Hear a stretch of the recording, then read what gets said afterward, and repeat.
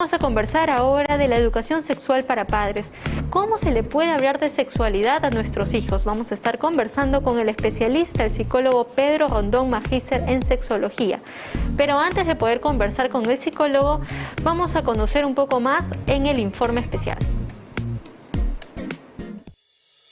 En muchas escuelas se imparte educación sexual, pero no cuentes solo con la capacitación en el aula. La educación sexual también debe impartirse en casa. Aquí te ofrecemos ayuda para hablar sobre sexo con tu hijo adolescente. Es posible que en la clase de salud se traten los conceptos básicos de la educación sexual, pero tu hijo adolescente podría no escuchar o tampoco comprender todo lo que necesita saber para tomar decisiones difíciles en relación con el sexo. Allí es donde apareces tú. Aunque parezca extraño, la educación sexual es una responsabilidad de los padres. Reforzando y complementando lo que tu hijo adolescente aprende en la escuela, puedes establecer las pautas de una sexualidad saludable que dure toda la vida. Para más información, llame al 01-771-2961 para que haga sus consultas a nuestros especialistas.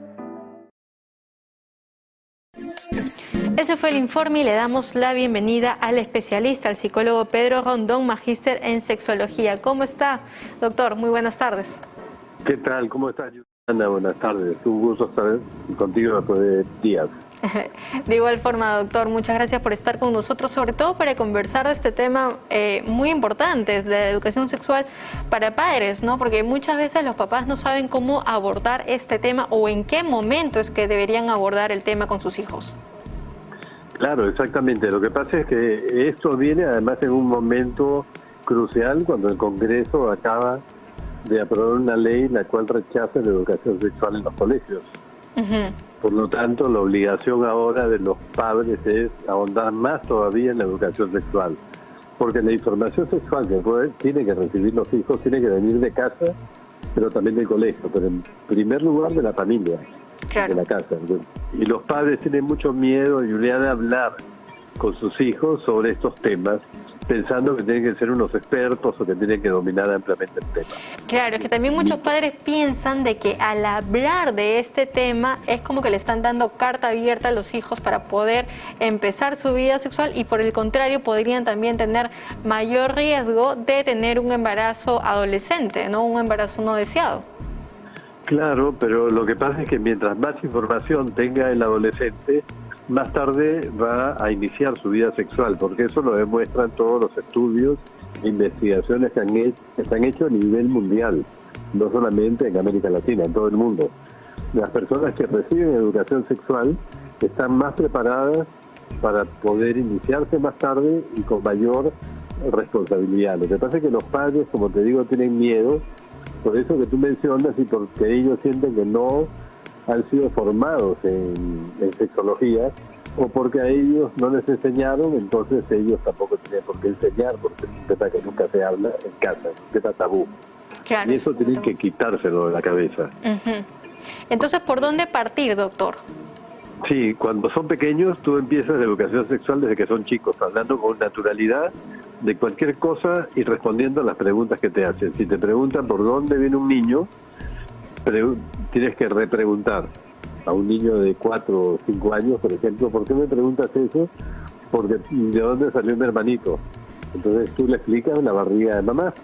Ajá. Pero eso te lo preguntan cuando son muy chiquitos. Pero conforme van avanzando te preguntan ¿y cómo se hace? ¿Cómo apareció ahí? ¿Cómo llegó ahí? Pero a veces también lo que hacen los papás o los abuelitos es, ¿no? Cuando dicen ¿cómo llegué yo? Empiezan, ¿no? Con la cigüeña, que una semillita, que te dejaron. O sea, se crea toda una historia, un cuento para poder indicarle al niño y no se le dice como que la verdad, o sea, o más de la realidad, ¿no?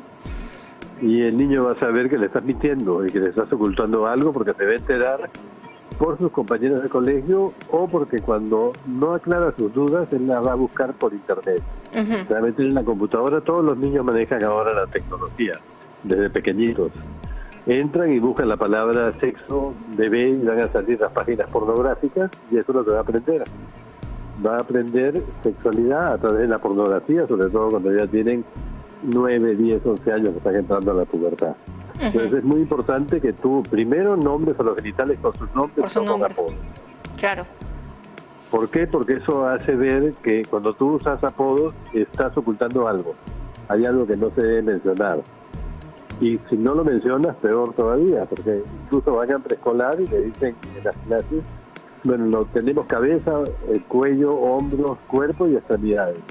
Y en el medio no hay genitales. El chiquito sabe que están, y la niña también. Y los profesores no se los mencionan. Hay que mencionárselos como forma natural. Las niñas tienen vulva, los niños tienen pelo. Y utilizar ese vocabulario, ¿no? Entiendo. Y después en casa, cuando tú estás con tus hijos, tienes que hablar, por ejemplo, de su cuerpo, de que se sientan orgullosos de su cuerpo y del sexo que tienen. O sea, de ser varones y de ser niñas. Ambos. O sea, no tienes por qué, porque ahora está de moda eso de que educarnos con los mismos juguetes, que género, que los sexos son iguales, y no son iguales, somos diferentes porque cromosómicamente ya somos diferentes. Los hombres tienen cromosomas XY, XY, las mujeres XX. Y eso va a generar una morfología de unos genitales diferentes, un fenotipo, una expresión de cuerpo distinta, y eso lo tienen que saber. Y no tienen que avergonzarse ni sentirse menos porque son niños o niñas. Claro. Hay que buscar en igualdad.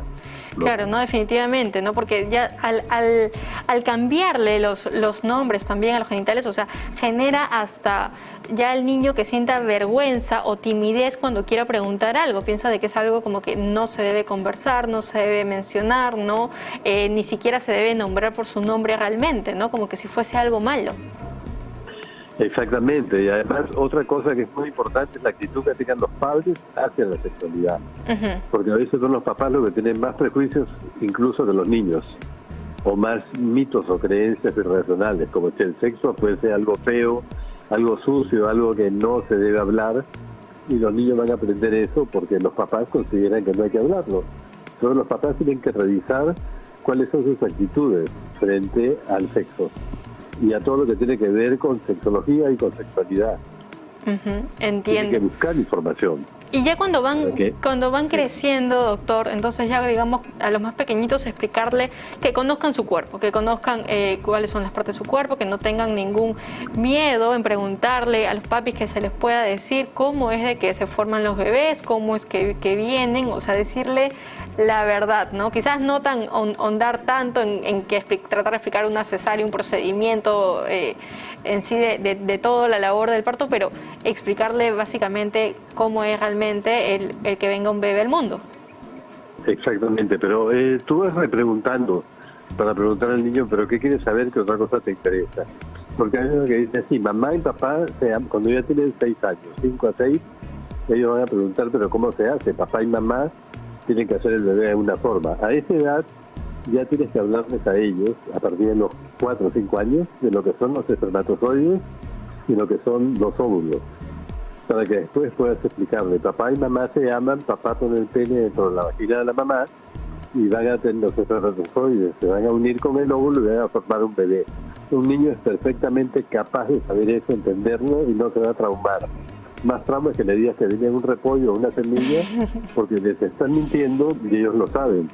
Y además hay niñas que se han puesto una semilla dentro de la vagina que va a causar infecciones sexuales, no de transmisión sexual, sino infecciones de otro tipo, urinarias, porque la semilla incluso ha germinado.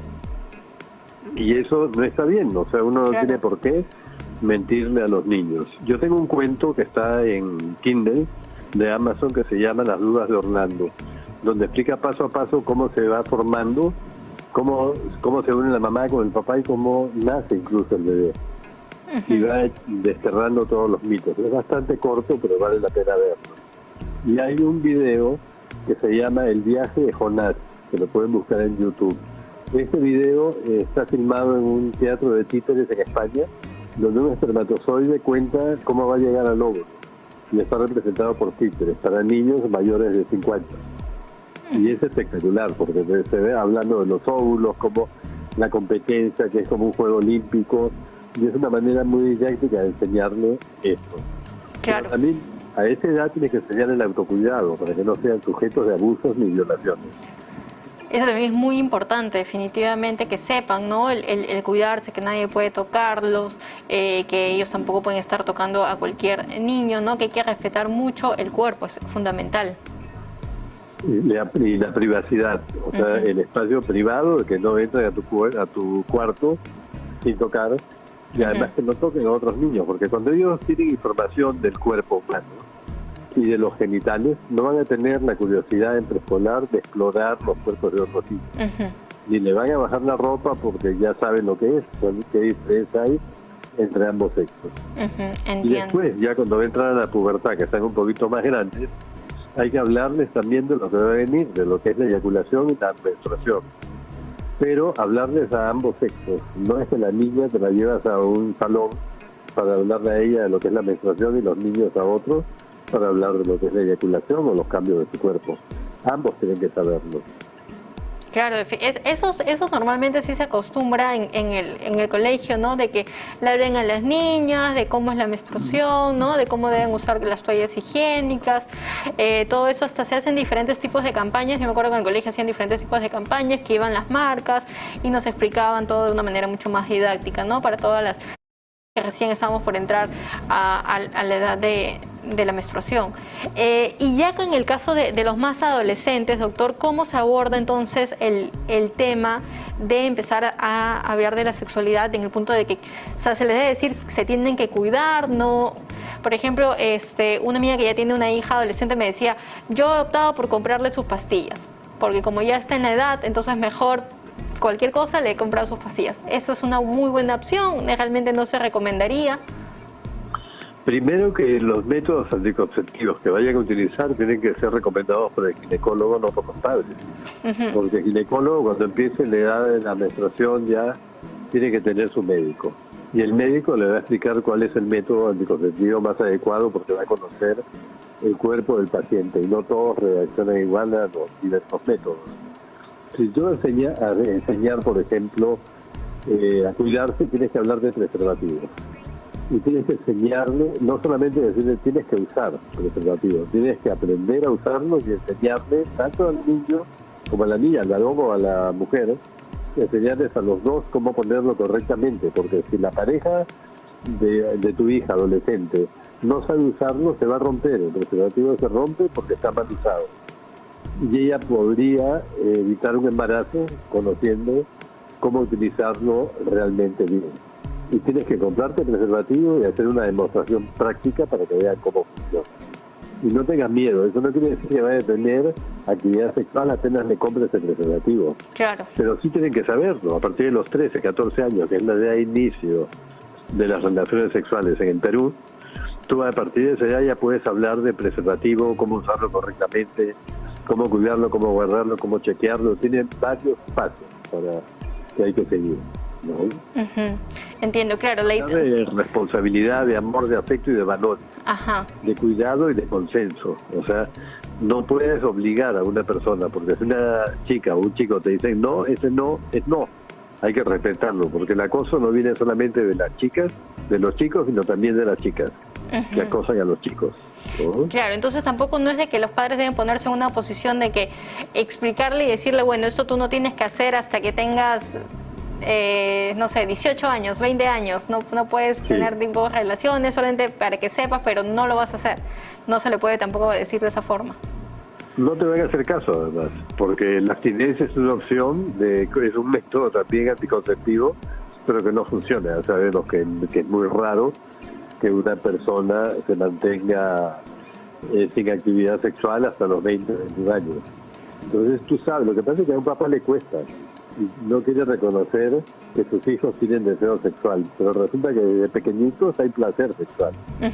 O sea, no con fines eróticos, pero en la adolescencia ya va con fin erótico y pueden tener algunas actividades que no tengan ningún riesgo de embarazo ni infecciones, como son los tocamientos, los besos. Tienes que hablar de eso, de los límites, hasta dónde quieres llegar, de las presiones de grupo, que tu pareja no te puede presionar para que tengas actividad. Si tú no quieres, no tienes.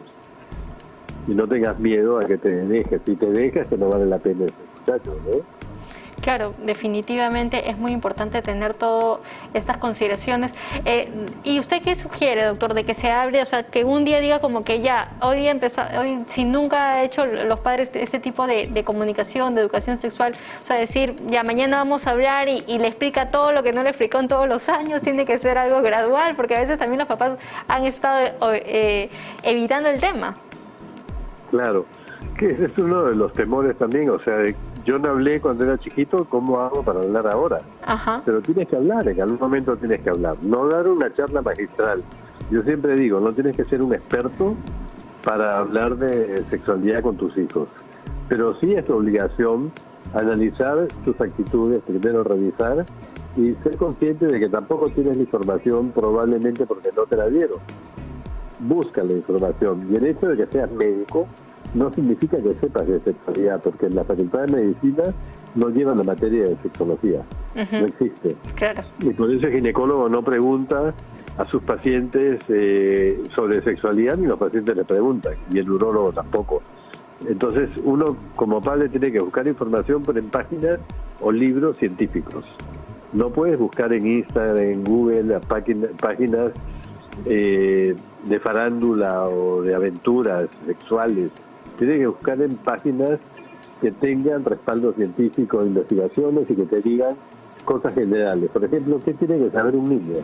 Primero, valores. Segundo, autoestima. O sea, que se respeten a su autoestima sexual. Asertividad sexual para decir no si tu pareja no quiere usar condón o si tu pareja te quiere obligar a que tengas actividad sexual. Comunicación sexual, de temas sexuales también. Autoconocimiento, conocimiento de anatomía, de diferencia que hay entre vulva y vagina, que la mayoría de adultos no la sabe, y después sobre respuesta, cómo es la respuesta sexual humana. Porque ahora viene también otra imposición de los grupos que dicen, no, hay que enseñar, por este problema que tenemos de la falta de educación sexual en los colegios, un grupo quiere enseñar ideología de género. Claro. Otro quiere enseñar enfoque de género. El género no forma parte de la sexología, porque género es un constructo social. En sexología sabemos que hay sexo y que hay identidad sexual, punto. Eso es lo que tienen que saber los niños, respetar diferencias de niños y niñas y de expresiones sexuales, de cómo se comporta un niño o una niña. Y si hay un niño que tenga una orientación de otro sexo, no tiene que hacerle bullying, hay que respetarlo. Pero hasta ahí nada más. Un niño no tiene que saber que hay más de 100 o 1000 variedades de género. Que es un invento, además, ¿no? Entiendo. De una minoría que quiere imponer, por razones de política, una ideología a la mayoría. Entiendo, doctor. Muchísimas gracias por haber estado con nosotros, doctor, esta tarde, dándonos una información tan valiosa. Definitivamente es muy importante tener todos estos conceptos muy en claro para que se pueda saber los padres cómo abarcar, ¿no? Y por dónde empezar con este tema, sobre todo en la adolescencia, que es una etapa de tantos cambios. ¿Podría, por favor, recordarnos cómo pueden ubicarlo? Sí, a través de mis redes sociales, en Instagram, Sexólogo Rondón. Estoy en Instagram, Facebook, YouTube y Twitter. Cualquiera de ellas, por mi WhatsApp, yo encantado resuelvo cualquier duda, cualquier pregunta que tenga. Perfecto, doctor. Muchas gracias a usted. Muchas gracias a usted. Cuídese bastante. Chao, hasta luego. Chao. Hasta luego. Chao, doctor. Bien, amigos, nosotros llegamos